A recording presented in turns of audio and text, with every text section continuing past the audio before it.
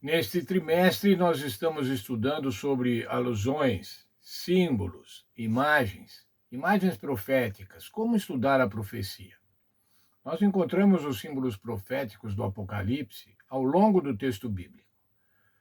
No Pentateuco, nos livros históricos, nos profetas, Ezequiel, Daniel, Isaías, livros poéticos. Vemos esses símbolos ao longo da Bíblia.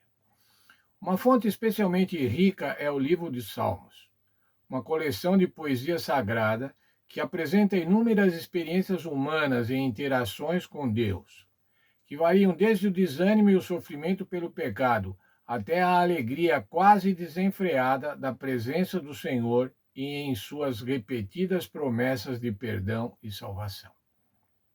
O livro dos Salmos, que era o livro dos cânticos do povo hebreu, apresenta emoções, reações, sentimentos humanos.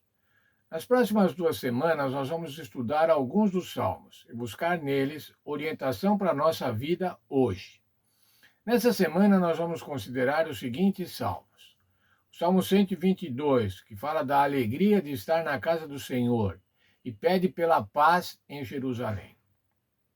O Salmo 15, o Salmo 24, que pergunta: quem é que pode permanecer no Santo Monte? Ou seja, quem pode permanecer junto a Deus? Quem pode permanecer no trono, junto ao trono de Deus? Vamos estudar também o Salmo 51, que fala sobre arrependimento e perdão e ter o coração limpo. E ainda o Salmo 5, que também fala sobre os contrastes entre os perdidos e os redimidos. Os Salmos e o Apocalipse. Como que os Salmos se relacionam com o Apocalipse?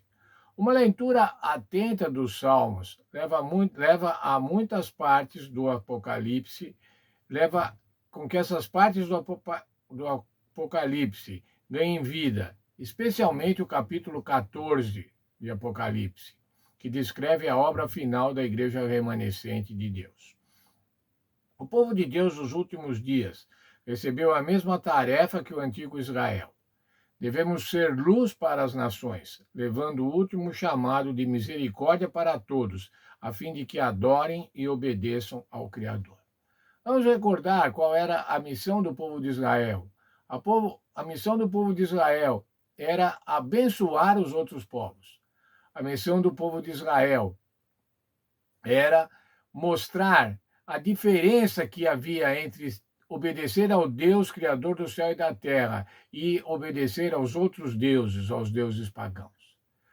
A missão do povo de Israel era evangelizar, era apresentar o caráter de Deus ao mundo, às outras nações. E essa é a nossa missão hoje.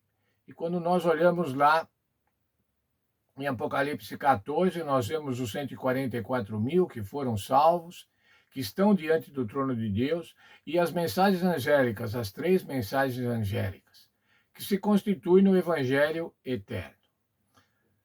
O Evangelho eterno e as 3 mensagens angélicas, os 144 mil selados, essas mensagens se encontram em Apocalipse 4. O verso para memorizar da lição dessa semana também está em Apocalipse 14, verso 1. Olhei, e eis o Cordeiro estava em pé sobre o Monte de Sião. O Monte de Sião representa o trono de Deus. Com eles estavam 144 mil que tinham escrito na testa o nome do Cordeiro e o nome do seu pai. 144 mil, um número cheio. Nós não sabemos exatamente se esse número é simbólico, se esse número é literal, mas nós vamos ver nessa semana as características, não conjecturarmos sobre se é literal ou se é real esse número, mas vamos ver quais as características desses 144 mil que estavam em pé sobre o Monte Sião. Apocalipse 14, 6 fala do Evangelho eterno, o Evangelho de salvação a toda nação, tribo, língua e povo. É esse o Evangelho, a mensagem do primeiro anjo, a mensagem que nós devemos levar ao mundo. Vamos orar.